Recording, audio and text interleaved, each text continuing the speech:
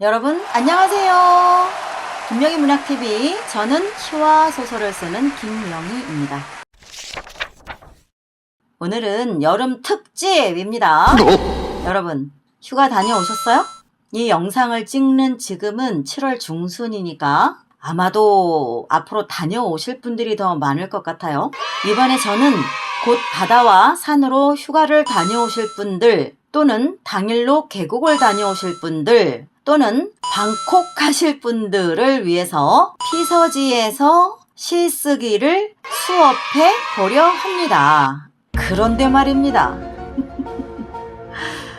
여러분, 이번에 피서지에 가시면 이런 걸로 시 많이 써보세요 이러고 제가 영상을 끝낸다면 여러분이 머리로는 아, 그래야 되겠다 이렇게 알 것 같은데 가슴과 손이 말을 안 들어서 여러분이 피서지 다녀오셔도 아마 시 한 편 못 건지고 오실 것 같아요. 그래서 이번에는 특별히 바빠도 너무 바쁜 이 김 작가지만 그래도 여러분 손을 한 번 더 잡아드려 볼까 합니다. 그것이 뭐냐? 바로 이 시간에 여러분과 직접 시 두 편을 제가 써보는 시간을 가지려 합니다. 우후!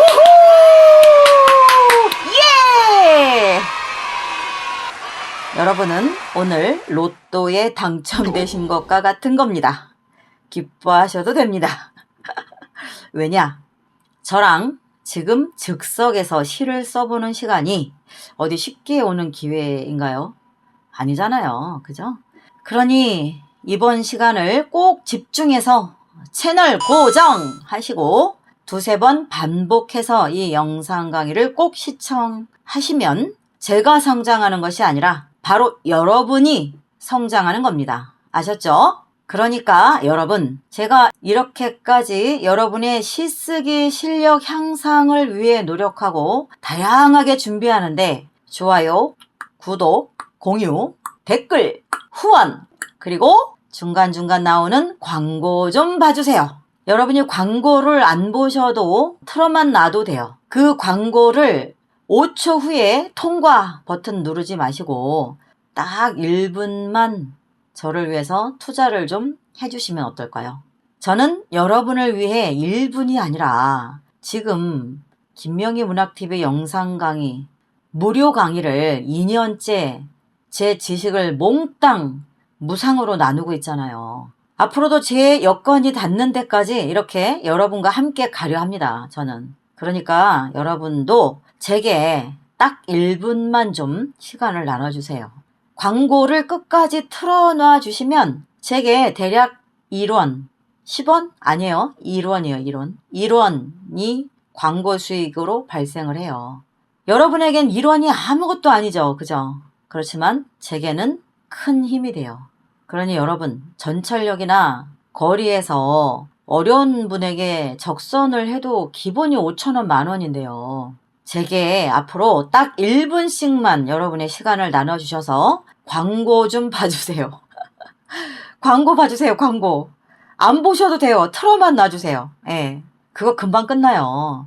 5초 지나서 건너뛰기 하지 마시고 1분 안 가요. 그거 조금만 놔두시고 기다렸다가 제가 또 영상 이어가니까 그렇게 조금만 저를 위해서 광고를 틀어놔 주신다면 여러분의 그 광고 본 그 시간의 가격이 1원이 저에게 모아져서 제가 또 신나게 더 많은 것을 여러분께 준비해서 마구마구 뿌려드리지 않겠어요? 그죠? 안 봐도 돼요. 안 봐도 되니까 틀어만 놔주세요. 잠깐만 틀어만 놔주시고 그때 잠깐 뭐 목 운동도 하시고 뭐 물 한 컵 드실 분들을 드시고 화장실 다녀오실 분들 다녀오시고 그렇게 틀어만 놔주셔도 여러분이 돈 한 푼도 안 쓰고 저를 도와주시는 게 돼요. 여러분께 1원을 달라는 게 아니에요. 여러분께 돈 달라는 게 아니고 그 광고를 잠깐 틀어놔서 놔두면 그 광고를 여러분이 기다려줬던 것 보는 분도 있을 테고 그 시간을 일원으로 계산한다는 거예요. 그래서 저희 유튜버들에게 너희 채널에 내가 광고했으니까 광고비 구글에 준다. 알아서 둘이 나눠 가져. 이렇게 되는 거고 구글에서 뭐 얼마를 가져가는지는 몰라요. 아무튼 여러분이 광고 한 건을 그대로 놔두면 몇 초 안 가요. 그대로 놔둔다 해서 오래 가지도 않습니다. 놔두면 굳이 손으로 눌러서 건너뛰기 하지 마시라는 거예요. 놔두면 여러분이 돈 하나도 안 쓰고 김명희 작가에게 1원을 주는 게 된다는 거죠. 여러분이 광고를 틀어놓으면 구글에서 광고주에게 홍보비를 받아서 제게 광고 한 건당 1원을 돌려준다고요. 그러니까 여러분이 제게 이 영상을 보실 때 광고가 나오면 잠시 그냥 놔뒀다가 그 다음 제 영상이 또 이어질 때 강의를 들으시고 이렇게 좀 해주시면 좋겠어요. 여러분이 그렇게 해주시면 그 1원이 쌓여서 다음 달에 저에게 다만 얼마가 됐든 그 광고 수익금이 돌아와요. 제가 볼 거예요. 여러분이 얼마나 제가 이렇게 노력하는데 여러분은 얼마나 저를 위해서 조금씩 마음을 모아주시나 8월부터 지켜보겠어요. 그런데 뭐 도저히 나 바쁜데요 그런 분은 어쩌겠어요. 뭐 당신 마음대로 하세요. 김 작가야 밥 굶어 죽거나 말거나 여러분만 그냥 무료로 공짜 강의 딱 들으시고 나 바빠서 광고 못 봐줘 그리고 나가셔도 제가 어쩌겠어요. 뭐 안 그러실 거죠? 안 그러실 거라 믿어요. 여러분 설마 예술하시는 분들이 그렇게 냉정하시진 않겠죠? 가능하면 그래 내가 그 몇 초 안 되는 거 시간 조금 기다려주면 김 작가님한테 1원이 간다는데 10원도 아니고 1원이 간다는데 그게 얼마나 쌓여서 이런 고생하는 일당이 될지는 모르겠지만 간대는데 그거 해달라는데 그거 뭐 내가 못 해주겠어? 그래 기다려주지 광고 틀어놓겠어 하시는 분은 감사합니다. 고맙습니다. 그리고 여러분 광고 많이 봐주시는 분들은 특히 문운이 활짝 열리셔서 올 연말에 공모전 다 수상하시기 바랄게요. 자 본론으로 들어갈게요. 피서지에서 시쓰기를 시작하겠습니다. 피서지에서 시쓰기 이렇게 외치고 보니까 사실상 저도 아직 올해 여름 휴가를 못 갔습니다. 그래서 고민하다가 그래 그게 좋겠다 하고 떠오른 묘책이 있었어요. 그것은 바로 지난 4월에 제가 사이판 다녀왔잖아요. 그때 사이판 섬 옆에 무인도가 하나 있었어요. 무인도 어딜까요? 네 맞아요. 마나가하 섬 다녀오신 분도 있죠? 그때 제가 마나가하 섬도 다녀왔고 그때 마침 영상을 찍은 게 있어요. 본래는 제가 귀국해서 그 영상을 가지고 제 개인적으로 시를 쓸 소재로 사용하기 위해서 자료를 만들었던 거예요. 그래서 마나가하 섬에서 촬영했던 영상인데 아직 공개를 여러분한테 안 했었죠. 그런데 이번에 아주 특별히 그 영상을 여러분께 공개해드리고 그 영상을 여러분과 제가 이 시간에 함께 보면서 어떤 시적 영감을 제가 떠올렸는지 그리고 그 시적 영감을 올해 발효시켜 어떻게 시를 써서 완성했는지 그 모든 과정을 이번 영상을 통해서 여러분과 직접 함께 거쳐가 보려고 해요. 아주 좋겠죠? 여러분이 아마 그런 걸 원하셨을 거예요. 근데 제가 그걸 다 해드릴 수가 없었어요. 예, 물리적으로. 만약에 제가 그렇게 이번 영상을 통해서 해드리면 그러면 아마도 여러분은 평소 제가 어떻게 시를 쓰는지 궁금증도 많이 풀릴 거고 그 속에서 여러분이 참고하시거나 따라할 어떤 묘책도 적지 않게 나타나지 않을까. 뭐 저라고 별다른 비법이 있는 것은 아닙니다만 그래도 시를 여러분보다 좀 더 오랜 기간 쓴 저와 함께 여러분이 오늘 시 두 편을 완성해 본다면 아마도 아주 속 시원한 시창작 현장 특강 수업 중에도 특강 수업이 될 것으로 저는 생각됩니다. 자, 그럼 여러분 저와 함께 만화가 섬으로 휴가 떠날 준비 되셨나요? 에이, 대답이 작아서 안 되겠네요. 아유, 여기서 끝내야 되겠다, 영상. 대답이 없네, 대답이. 너무 작아. 제가 오늘 큰맘 먹고 여러분과 물놀이도 하고 소라게도 관찰하고 모래사장 나 잡아봐라 이것도 하고 같이 걷고 파도 소리도 듣고 멋진 시도 써보고 그러려고 했는데 여러분 대답이 너무 현찮아요. 너무 작아요. 에이, 오늘 수업 못하겠다. 사람 불러야 돼. 이거 안 돼. 다시 한번 기회 드릴까요? 좋아요. 딱 한 번 마지막이에요. 다시 마지막으로 한 번 더 여러분께 저와 휴가지로 떠나서 시쓰기를 경험할 시간을 드릴게요. 여러분의 함성을 들어보고 결정하겠습니다. 한번 제가 힘껏 불러볼게요. 여러분!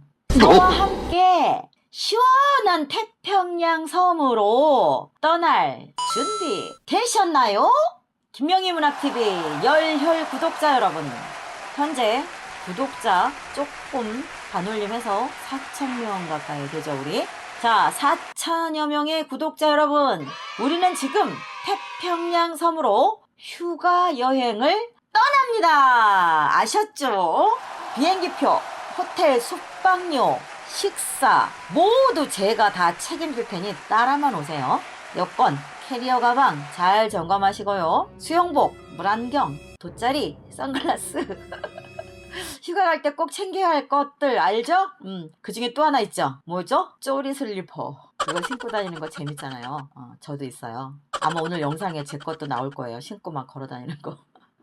그리고 와, 우리 김명희 문학TV 구독자분들은 모두 특별히 면접 보고 뽑기 때문에, 그죠? 여러분 다 면접 보고 뽑혔잖아요. 아주 하나같이 미남 미녀들이신 거, 우리 이미 다 알고 있잖아요. 그죠? 뭐, 비밀 아니잖아요. 그죠?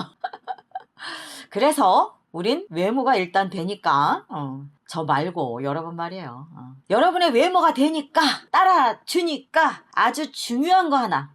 뭘까요? 예쁘신 우리 김명희 문학TV 여성 구독자 여러분들은 모두 샤랄랄랄라 샤랄랄랄라 뭐죠? 야자수 무늬가 그려진 나시 원피스 챙기세요. 챙겼어요? 좋아요. 그 다음 여신처럼 아주 그냥 해풍에 멋지게 휘날려줄 판타스틱한 러브 한 벌씩 챙기셨죠? 네, 요건 바닷가 갈 땐 필수죠. 저도 챙겼습니다. 그리고 우리 한 멋짐 해주시는 김명희 문학TV 모든 남자 구독자 여러분, 여러분도 우리와 세트로 야자수무늬 패션 반바지 챙기셨죠? 좋습니다. 자, 그럼 오늘 저와 함께 에메랄드빛 투명한 남태평양 바닷물에 붕덩 흠뻑 젖을 준비 되신 거죠? 네, 좋습니다. 저도 준비됐어요. 자, 그럼 지금부터 태평양 한가운데 떠있는 시원한 무인도 마나가하 섬 여행을 출발! 예! 제가 찍어온 영상 보시면서 제 강의 따라오세요. 오늘 저는 여러분과 함께 마나가하 섬을 소재로 두 편의 시를 직접 같이 써볼 겁니다. 왜 두 편이냐? 본래는 한 편 하려고 그랬어요. 그런데 제가 누굽니까? 여러분께 이거 갖고는 뭔가 부족해, 그 생각이 들었어요. 제가 여러분께 이왕 드리는 거 좀 더 제대로 드리자 생각을 했죠. 하나는 공모전 기준으로 수준의 시를 썼고요. 또 하나는 일반 대중시, 아시죠? 대중시의 난이도로 하나를 썼어요. 그리고 희소식 또 하나가 있습니다. 이건 역시 좋아, 이왕 드리는 거 좀 더 듬뿍 퍼드리자는 뜻에서 한 가지를 더 준비했어요. 제가 그게 뭐냐면 공모전 도전용 시쓰기를 제가 보여드릴 건데요. 오늘 이 시간에는 여러분이 그동안 아마도 전혀 시도해보지 못했을 시적 화자의 새로운 시점을 보여드리려고 해요. 그것은 바로 시 한 편 속에 두 명의 화자가 나오는 그런 구조의 시를 쓴 겁니다. 어리둥절하시죠? 시 한 편에서 앞부분은 1인칭 주인공 화자의 시점으로 진행했고 뒷부분은 2인칭 관찰자 시점에 또 다른 화자가 뒤에 나오는 그런 시쓰기를 제가 오늘 이번 영상을 통해서 여러분께 보여드리기 위해 맞춤식으로 완성을 해서 가져왔어요. 그러니 여러분 오늘 제가 보여드리는 시를 보시고 아하 저렇게도 시를 쓰는구나 하고 새로운 경험을 하게 되기를 바랍니다. 그리고 이 영상을 한 번만 듣고 끝내지 마세요. 여러분에게는 어려울 수 있어요. 2번, 3번 반복 시청하시고 나서 여러분도 이번에 어딘가로 피서 떠나실 거잖아요. 그러면 꼭 필기도구 챙겨가시고 저처럼 영상을 직접 찍어도 놓고 그 현장에서 관찰도 다양하게 하시고 눈에 보이는 것만 관찰할 것이 아니라 거기서 시작해서 다양한 눈에 보이지 않는 것들까지 상상력을 키워 나가셔야 되겠죠. 그렇게 해서 여러분만의 특별한 2022년 여름휴가 피서지에서 쓴 시를 단 한 편이라도 완성해서 갖고 돌아오시기를 바랍니다. 이번 휴가에서 시쓰기 완성하신 분은 그 완성작을 댓글란에 올려주셔도 좋습니다. 올리는 방법은 여름 휴가지에서 쓴 시 이렇게 헤드라인을 맨 첫 줄에 쓰고 밑에다가 여러분의 초고를 올려주세요. 올리실 때는 반드시 여러분의 이름과 같이 올려주세요. 여러분이 그렇게 올려주시면 저 피서 다녀와서 이 시 썼어요 이러고 댓글로 올려주시면 저도 여러분의 시를 같이 감상도 하고 시간이 된다면 제가 거기에 여러분에게 도움될 코멘트를 달아드릴 수 있으면 달아드리겠습니다. 못 달아드릴 수도 있어요. 달아드릴 수도 있고 이건 약속은 못 드려요. 제가 가능한 대로 해볼게요. 여러분 다시 말씀드리지만 여러분은 오늘 진짜 행운을 맞으신 거예요. 아셨죠? 전생에 아마 나라를 구하신 게 분명해요. 수지 맞으셨다는 뜻이에요. 자 그럼 김명희 문학TV에서 야심차게 준비한 2022년 여름 특집! 여름 피서지에서 시쓰기 도전! 자 여러분은 지금부터 저를 따라오시면 됩니다. 여러분과 저 김명희가 무인도 섬으로 들어가서 모래사장을 직접 관찰도 하고요. 시 2편을 끝까지 완성해 읽어드릴 거예요. 제가 오늘 자 출발! 지난번 사이판 티니안 위령탑 참배차 갔다 온 거 여러분 다 아시죠? 그때 취재 갔을 때 본 여정을 다 마치고 귀국하기 하루 전날 저는 마나가하 섬에 배를 타고 이렇게 들어갔습니다.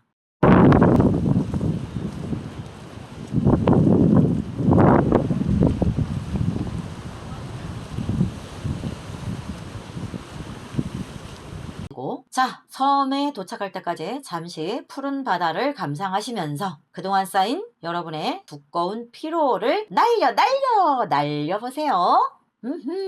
아시는 분은 아실 거지만 마나가하 섬은 무인도예요.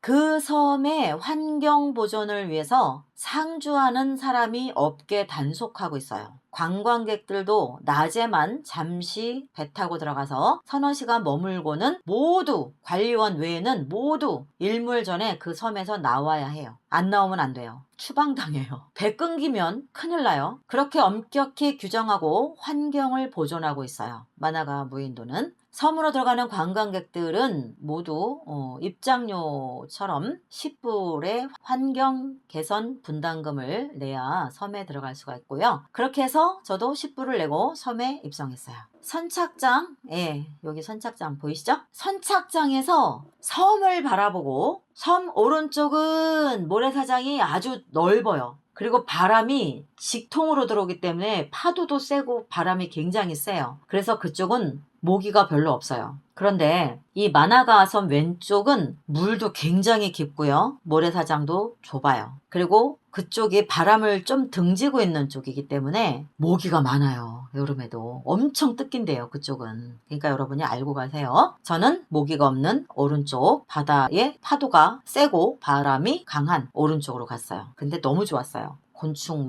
해충 하나도 없고 소라게가 얼마나 많던지요. 거기서 한 2시간 머물렀거든요. 물론 여럿이 들어갔죠. 왼쪽은 스쿠버 다이빙 하는 분들이 많이 가요. 오른쪽은 이제 저처럼 나무 그늘 밑에서 마음을 쉬거나 휴식할 분들이 가고. 근데 거의 다 왼쪽으로 가더라고요.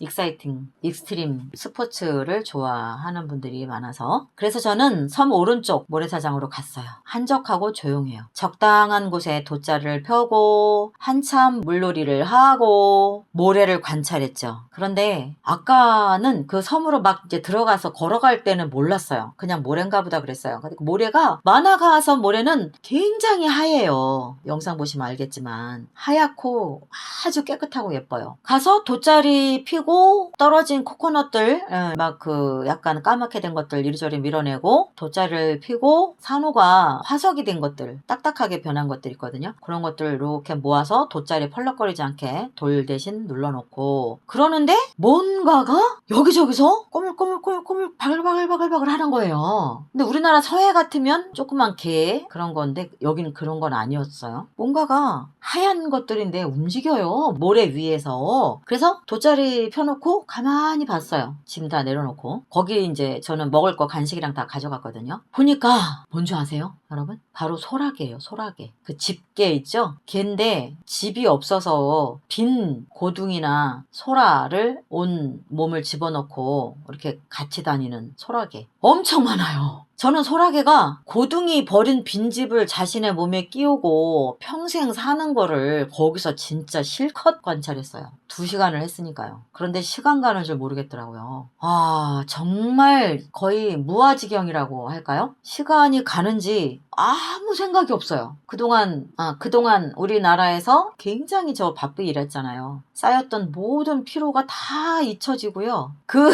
소라게랑 눈싸움 하면서 밀당하면서 둘이 저랑 소라게랑 2시간을 놀았어요. 정말 재밌었어요. 그런데 그 소라게가요, 눈이 쬐꼬만데 깨알 같아요. 새카만 게 눈이 딱 2개가 있어요. 그래갖고 제가 계속 촬영을 하면서 다녔는데 이 아이가 내가 어디쯤 있나 살짝 눈 꺼냈다가 들여놨다가 또 움직였다가 막 이걸 계속 하더라고요. 여러분이 영상 보면 진짜 재밌을 거예요.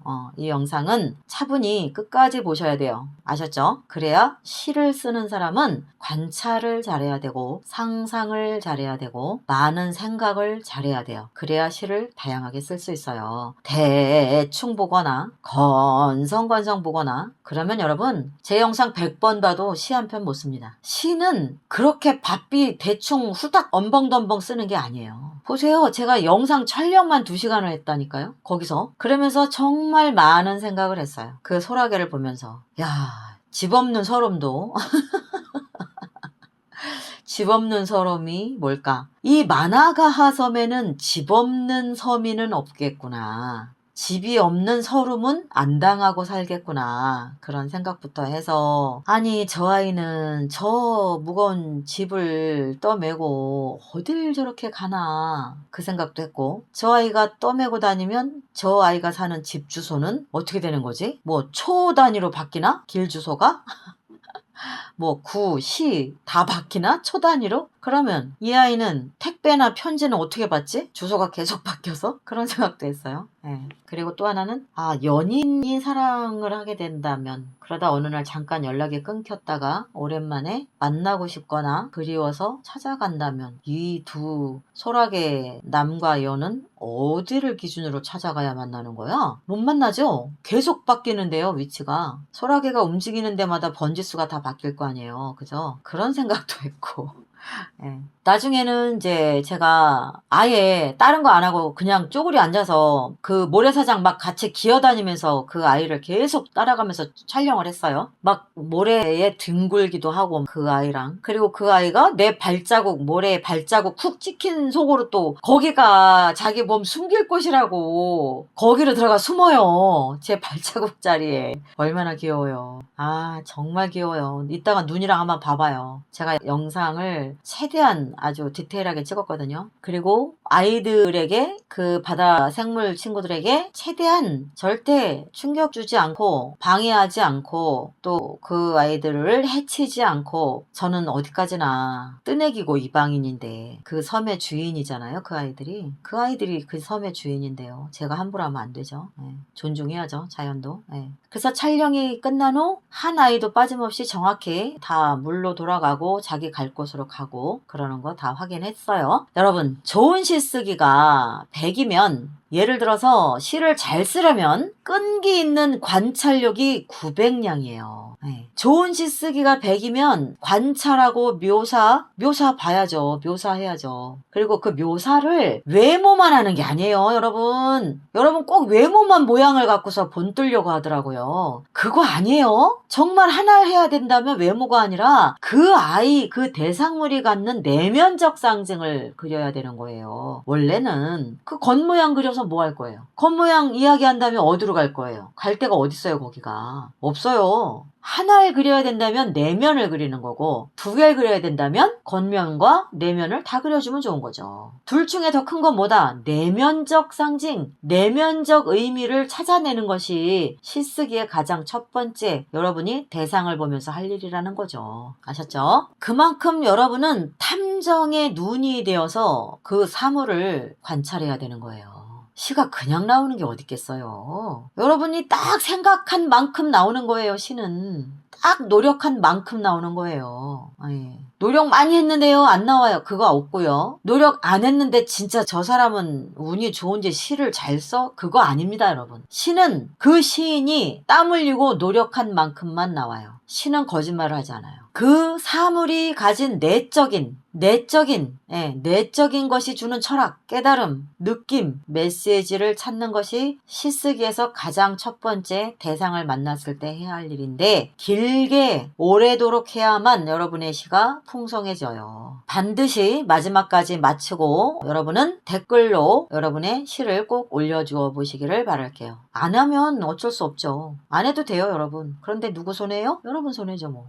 열심히 하는 분은 제가 한번 볼 거고, 예. 그리고 도움되는 거 있으면 제가 댓글 달아드릴 거고, 선택은 이제 여러분이 하시면 됩니다. 찰스 스펜서 채플린, 즉 찰리 채플린이 말했죠. 인생은 멀리서 보면 다 희극이고 가까이 가서 보면 모두 비극이라고. 만화가 섬에서 모든 사물을 멀리서 보면요, 정말 천혜의 자연 경치, 뭐 정말 아름답고 멋져요. 그런데 딱 거기까지죠. 그 외에는 그다지 뭐 남다른 것은 많지 않았어요. 왜? 섬이니까요. 뭐 어디나 섬은 다 거기서 거기 아니겠어요? 그러나 여러분, 조금만 가까이 다가가 관찰하면요, 여러분도 그래요. 이번에 계곡 가면, 또는 뭐 해수욕장 가면, 또는 강가, 또는 뭐 워터파크, 어디든 상관없어요. 아, 섬에서 시 써야 되는데 나 워터파크 가니까 시 못 쓰네. 아니에요. 이 세상에 시가 되지 않는 것은 단 하나도 없어요. 다 시가 돼요. 예. 그럼 바보 같은 생각 안 하시죠? 가까이 보세요. 가까이 가서 관찰하세요. 별의별 것이 다 해변 모래 속에, 또는 워터파크 인파 속에, 계곡에, 해수욕장에, 방콕 하세요, 여러분? 방콕 하면 그럼 집안에선 여름 분위기 없을까요? 얼마든지 있습니다. 왜? 여러분은 상상의 나라를 펼 수 있기 때문에 얼마든지 가능합니다. 판타지도 가능해요. 다 됩니다. 꼭 해보세요. 그래서 저도 만화가 섬에 이제 모래사장에 이제 줌 해가지고 쫙 땡긴 거죠. 땡긴 게 아니죠. 정확히 말하면 제가 가까이 다가갔어요. 해변 모래 속에서 살아가는 다양한 생물들이, 와, 우리가 지금쯤 만화가는 오른쪽으로 가서 7발 걸어갔다가 3걸음 우회전해서 파도에서 한 방울 물 튄 거 이마에 떨어지는 걸 느끼고 있겠다, 이런 생각 안 하죠. 그죠? 우리가 생각조차 안 하는 순간에도, 지금 이 시간에도 만화가 섬뿐만이 아니라 모든 그 자연 생태계에서는 정말 치열하게 살아가고 있어요. 여러분만 치열한 게 아니에요. 여러분만 힘든 게 아니고 다 몸부림치면서 살고 있습니다. 그러니까 어때요? 좀 위안이 되죠?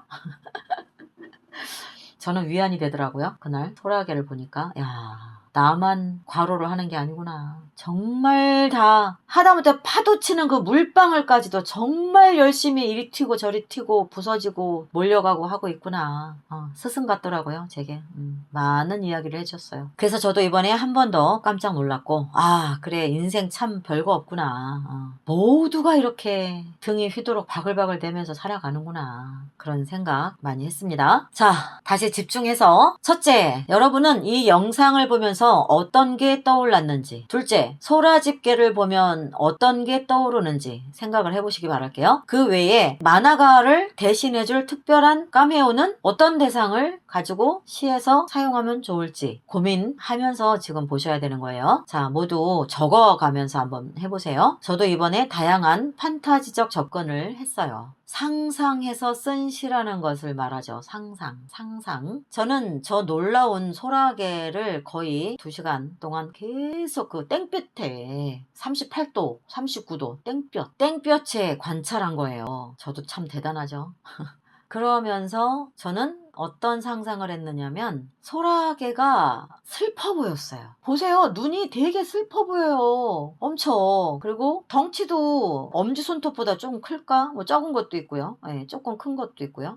그 아이들이 각자 그 무슨 형틀처럼 그 집을 떠매고 다녀야 되는 그 몸이 굉장히 연하잖아요. 그 아이들은 몸통이 갑각류가 아니죠. 그냥 연한 살이에요, 살. 그러니까 천적의 공격을 받으면 대책이 없는. 그러다 보니까 그 빈 소라고둥 그런 데다가 몸을 숨기고 사는 거죠. 일종의 갑옷이죠. 그걸 보는데 그 무거운 거를 낑낑대고 들고 가다가 멈추고 그러면서도 또 천적도 피해야 되고 얼마나 바쁘겠어요. 그래서 그 모습을 보면서 저는 좀 짠하더라고요. 안타깝고 짠하고. 마치 어떤 거냐면 사랑했던 연인이 이별하고 남자는 그 섬으로 돌아오기를 기다리면서 그 섬을 못 떠나고, 아마 여러분도 이번에 피서 가시면 산, 바다, 계곡, 냇가 다 좋아요. 어디든. 어떤 대상을 정했다면 아주 오래 한번 관찰해보고 그 느낌을 한번 그 상상의 나래를 저처럼 스토리를 만들어 가보세요. 그런 이별, 연인 사이의 그 아픈 이별, 그러면서 만나고 싶은데 만나지 못하는 그런 아픈 그리운 관계, 그런 거가 저는 조금 떠오르더라고요. 촬영을 하면서 시를 여러분도 그 대상들을 촬영하면서 그냥 멍하니 촬영하지 말고 보면서 관찰하면서 다양한 생각을 해보아야죠. 그렇게 생각하고 떠오른 것들을 메모를 하는 거예요. 거기서부터 이제 시의 씨앗이 발아되기 시작하는 거죠. 근데 도저히 아무리 생각해도 상상이 안 됩니다. 그런 분들은 일단 촬영하고 집에 와서든 그 현장에서든 여러분 스마트폰 성능 좋잖아요. 그 관찰했던 대상물을 검색을 해보세요. 어떤 거고 어떤 특징이 있고 또 누가 어떤 글을 썼나 다양한 것들이 있어요. 그런 자료를 쭉 읽다 보면 여러분이 그래 맞다.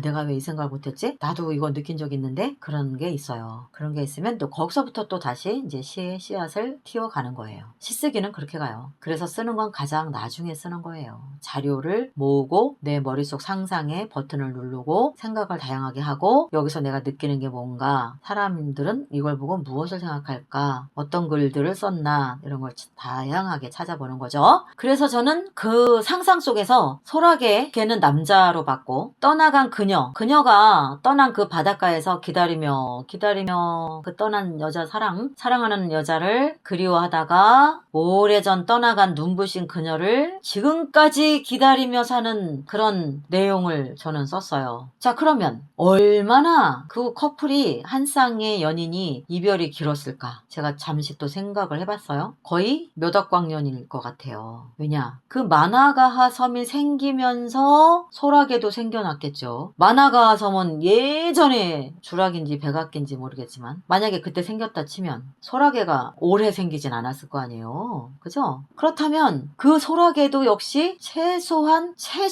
1, 2천 년은 됐겠죠. 최소한. 그러면 상상해봐요, 여러분. 이별이 1년 된 연인이 슬퍼요? 1000년 이별한 연인이 슬퍼요? 당연히 1000년간 못 본 연인이 슬플 거 아니에요. 그러면 시를 쓸 때 어떻게 해야 돼요? 가능한 이별이 길었던 걸로 해야 슬프죠. 그러니까 그렇게 생각하고 보니까 소라게가 더 안타깝더라고요. 몇천 년간 사랑했던 그 연인을 못 보고 있는 거예요. 그리고는 어디로든 이렇게 그 여인을 찾아서 집을 떠매고 그 바닷가를 헤매고 다니는 거예요. 소라게 입장에서는 그 바닷가가 얼마나 광활해요. 우주죠, 우주. 그러니까 슬프더라고요.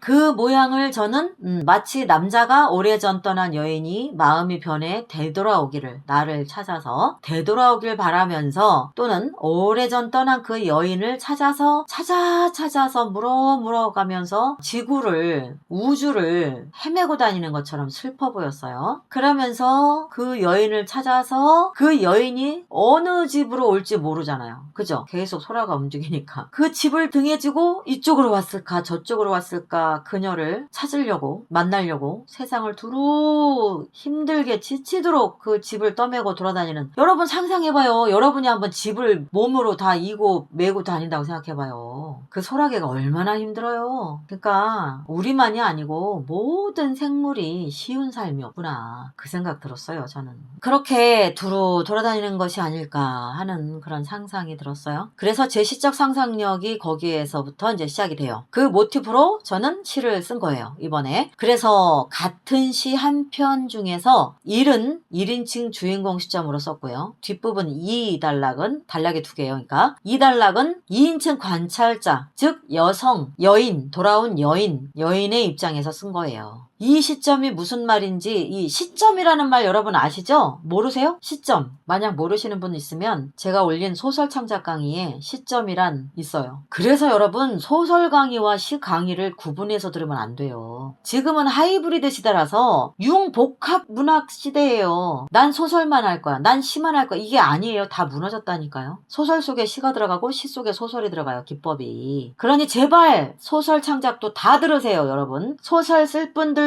시 창작 강의 다 들어야 돼요, 여러분. 이거 피해서 갈 길이 없어요. 빨리 깨우치세요. 빨리 제 말 믿고 따라가세요. 뒤늦지 말고. 시, 소설, 창작 강의 다 들어야 됩니다, 여러분. 다 들으세요. 자, 시점이 뭐냐면 글쓴이, 즉 글쓴이가 누구죠? 시의 성 화자라고 하죠. 자, 그러면 제가 쓴 시 2편을 읽어드릴게요. 한번 들어보세요. 여러분이 이해가 잘 되도록 제가 또박또박 읽어드릴 거예요. 너무 빠르다 느낌이 되면 그 영상 화면 속도 늦추는 거 아시죠? 그거 늦춰서 여러분에 맞게 조절하시면 됩니다. 여행시 2편 감상시간. 먼저 공모전 도전용 기준으로 테크니컬한 시죠. 아까 말씀드렸듯이 1단락은 1인칭 주인공 시점의 문체, 2단락은 2인칭 관찰자 시점의 문체로 썼습니다. 만화가하 판타지, 부제목 소라게, 김명희. 1. 섬은 가슴에 막대처럼 긴 울음통을 갖고 있어.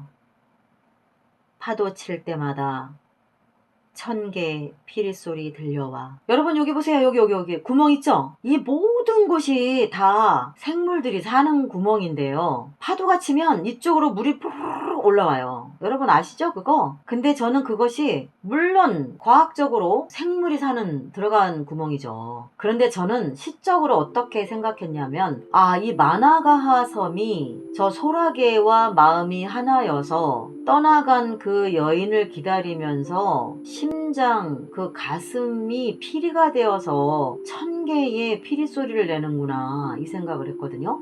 시적 상상력이죠. 그 상상은 다양할 수 있어요. 여러분도 한번 상상해보세요. 1. 섬은 가슴에 막대처럼 긴 울음통을 갖고 있어. 파도 칠 때마다 1000개 피리 소리 들려와. 그러지 말고 다시 한번 추르르와 촤르르를 내비게이션에 쳐봐. 있을 거야, 거기. 저 갈매기는 지난밤 내가 어딘가로 붙인 편지. 어느 날 젖은 발목으로 이곳을 지난다면 꼭 한번 들러줘. 웃자란 파도 소리를 툭툭 끊어다 울타리를 엮은 만화가와 섬, 나의 집.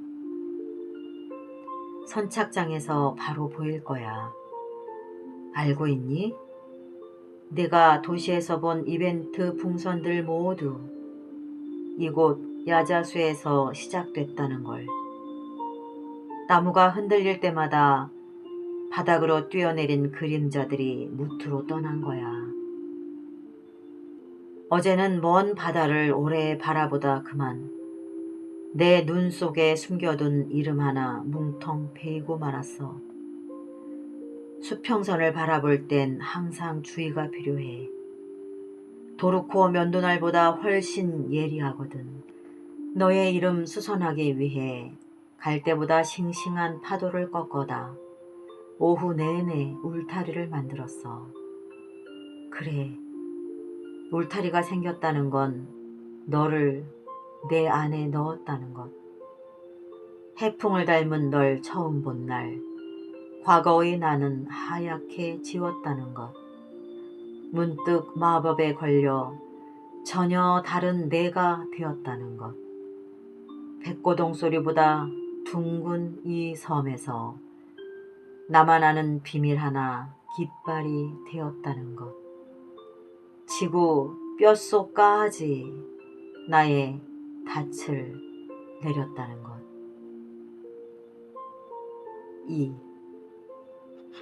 2인칭 관찰자. 그래, 울타리에 푸른 바람을 심었다는 건 내가 거기에 있다고 밑줄 하나 온종일 긋고 있었다는 것. 바삐 어딘가로 떠나고 어딘가에서 돌아오는 소리들. 세상이 쓰다버린 일회용 안부가 바깥으로 떠내려갈 때 가만 아프지 않게 아주 조금씩 너의 심장을 내게로 구부렸다는 것. 이 섬에 난파된 내가 어느 날 야자수 그늘에서 눈 떴을 때 마나가하 해변이 너무 막막해 나는 바위섬이 되기로 했어. 내가 유언 대신 먼 해안선을 마지막으로 보았을 때 해초처럼 푸른 이정표 하나 말을 걸어왔지. 그날 너의 울타리는 창백한 산호 같았어. 가끔은 꿈속에서 내가 누운 곳으로 걸어오는 투명한 발이 보였을 거야. 어떤 날엔 비린 계절풍이 지느러미를 단 새들을 데려와 너의 울타리를 읽다가 떠나갔을 거야. 어쩌면 그것은 아주 효율적인 이별. 너는 나를 기다리다 내일 새벽에 방문을 열 거야. 물 한 개는 울타리 위에 낯익은 얼굴 하나 걸어놓고 갔을 거야. 너는 또 나를 기다리다 모레 새벽쯤 방문을 열면 나에게로 그어놓은 길들 그땐 모두 사라지고 없을 거야. 너는 바닷가로 나가 누군가를 부르다 지쳐갈 거야. 그리고 수만 년이 흐른 오늘 목이 쉰 집 한 채 너의 등에 지고 쉬지 않고 그렇게 너는 나를 찾아가는 중일 거야. 지금도.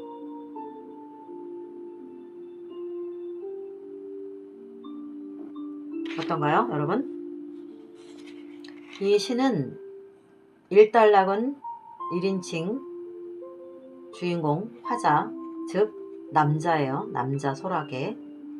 2단락은 2인칭 관찰자 시점, 즉 어딘가에서 그 남자 애인 소라게를 보면서 독백을 하는 거죠. 네. 아픈 이별이죠. 그러니까 이 소라게, 여자 소라게는 이 남자 소라게에게 가고 싶은 생각이 없는 거예요. 남자 소라게만 애인이 떠나고 혼자 애타게 찾아다니고 있는 거죠. 왜인지 모르겠어요. 이 여자 떠나간 애인 소라게가 그 애인에게, 남자 애인에게 돌아가고 싶지 않은 의미가 있죠. 지금까지도 너는 나를 찾아서 그렇게 수만 년 전부터 목이 쉰 집 한 채 내 등에 지고 쉬지 않고 그렇게 너는 나를 찾아가는 중일 거야. 지금도. 근데 그걸 보고 있는 그 여성, 그 애인은 보고 있으면서도 안 가요. 안 가는 이유가 있겠죠. 너는 그 소라게 연인들만의 문제겠죠. 여러분 상상에 맡길게요.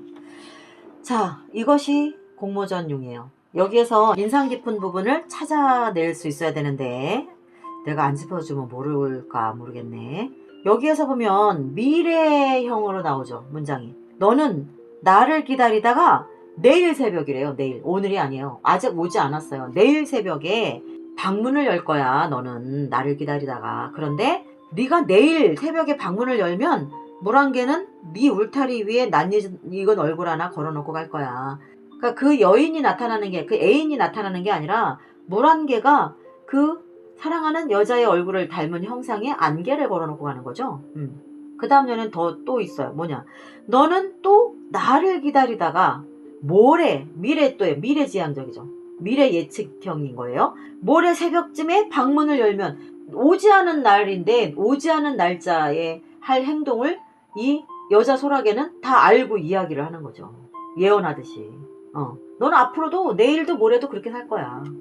넌 네가 자처했잖아. 그렇게 너는 그리워하다가 그냥 그렇게 가.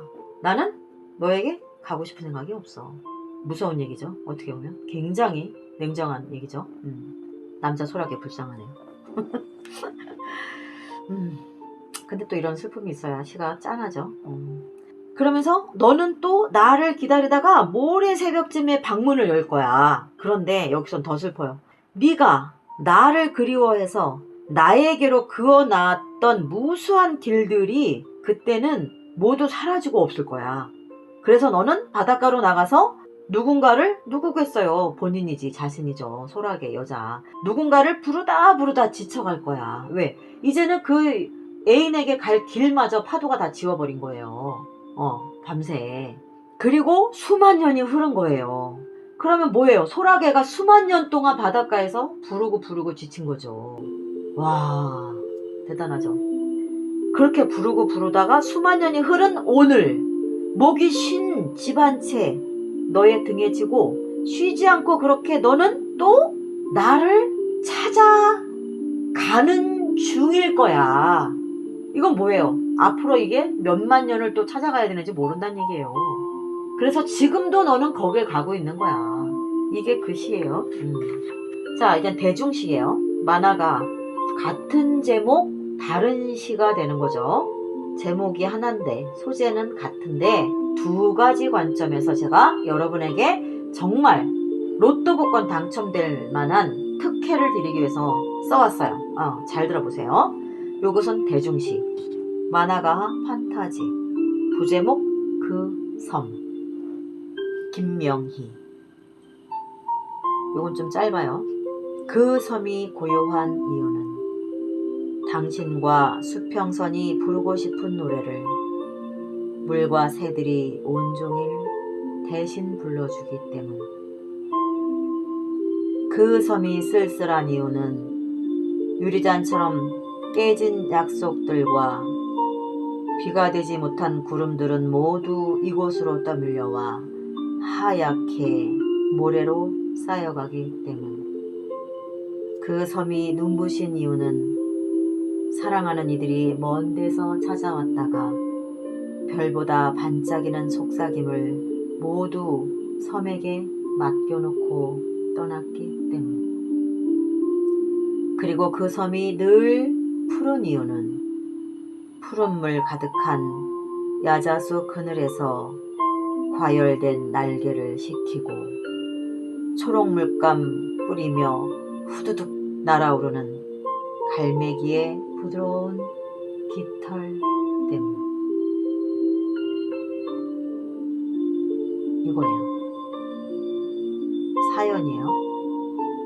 반복법이 많이 쓰였죠. 아까 시도 그렇고 이번 시도 그렇고 무엇 때문.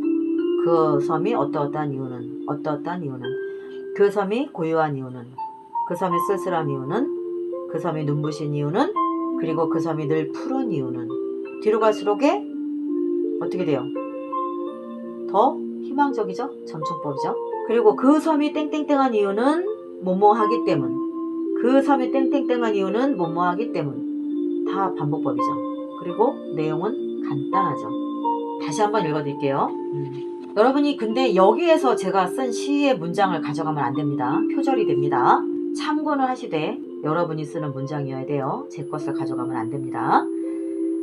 만화가 판타지 1. 부제목 소라게 김명희 1. 1인칭 화자 섬은 가슴에 막대처럼 긴 울음통을 갖고 있어. 파도 칠 때마다 1000개 피리소리 들려와. 그러지 말고 다시 한번 추르르와 촤르르를 내비게이션에 쳐봐. 있을 거야 거기. 갈매기는 지난밤 네가 어딘가로 붙인 편지. 어느 날 젖은 발목으로 이곳을 지난다면 꼭 한번 들러줘. 웃자란 파도 소리를 툭툭 끊어다 울타리를 엮은 만화가 섬 나의 집. 선착장에서 바로 보일 거야. 알고 있니? 네가 도시에서 본 이벤트 풍선들 모두 이곳 야자수에서 시작됐다는 걸. 나무가 흔들릴 때마다 바닥으로 뛰어내린 그림자들이 무트로 떠난 거야. 어제는 먼 바다를 오래 바라보다 그만 내 눈 속에 숨겨둔 이름 하나 뭉텅 베이고 말았어. 수평선을 바라볼 땐 항상 주의가 필요해. 도르코 면도날보다 훨씬 예리하거든. 너의 이름 수선하기 위해 갈대보다 싱싱한 파도를 꺾어다 오후 내내 울타리를 만들었어. 그래, 울타리가 생겼다는 건 너를 내 안에 넣었다는 것. 해풍을 닮은 널 처음 본 날, 과거의 나는 하얗게 지워졌다는 것. 문득 마법에 걸려 전혀 다른 내가 되었다는 것.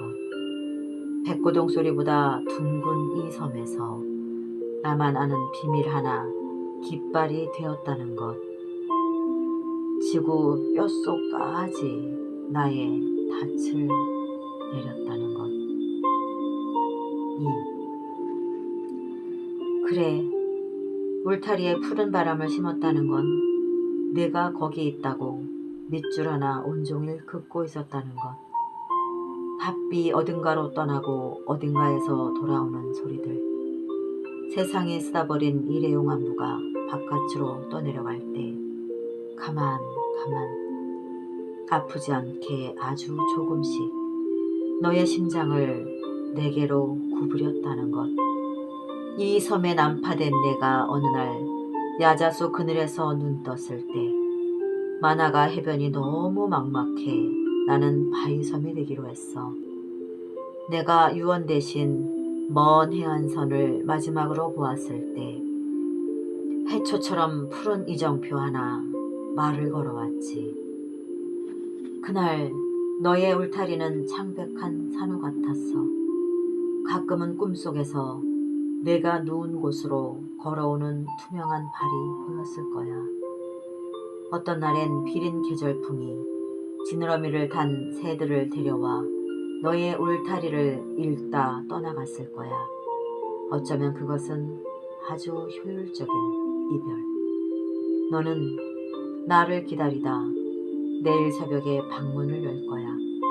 물 한 개는 울타리 위에 낯익은 얼굴 하나 걸어놓고 갔을 거야. 너는 또 나를 기다리다 모레 새벽쯤 방문을 열면 나에게로 그어놓은 길들 그땐 모두 사라지고 없을 거야. 너는 바닷가로 나가 누군가를 부르다 지쳐갈 거야. 그리고 수만 년이 흐른 오늘 목이 쉰 집 한 채 너희 등에 지고 쉬지 않고 그렇게 너는 나를 찾아가는 중일 거야. 지금도. 만화가 판타지 2. 그 섬 김명희.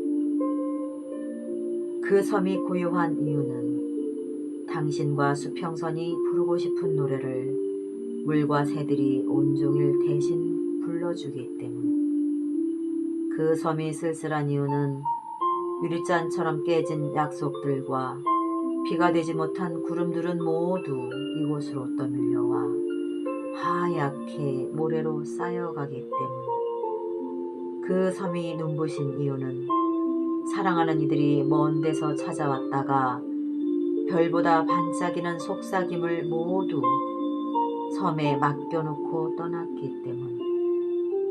그리고 그 섬이 늘 푸른 이유는 푸른 물 가득한 야자수 그늘에서 과열된 날개를 식히고 초록물감 뿌리며 후두둑 날아오르는 갈매기의 부드러운 깃털 때문.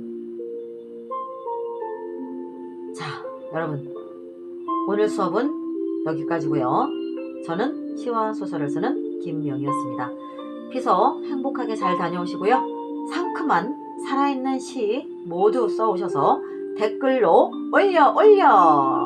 날려주세요. 여러분, 모든 강의는 한 번 듣고 끝내지 마시고 최소한 5번 이상 전체 싹 다 들으셔야 됩니다. 여러분이 성장하고 나서 들으면 그때서야 들리는 말들이 있기 때문에 그래요. 좋아요, 구독, 공유 꼭 해주시고요. 네, 오늘도 후원해주신 분 감사드립니다. 그리고 여러분, 아까 말씀드렸죠? 광고 가능하면 저에게 1분만 나눠주세요. 시간을. 네, 여러분 믿고 저는 또 알찬 강의로 돌아올게요. 여러분, 안녕.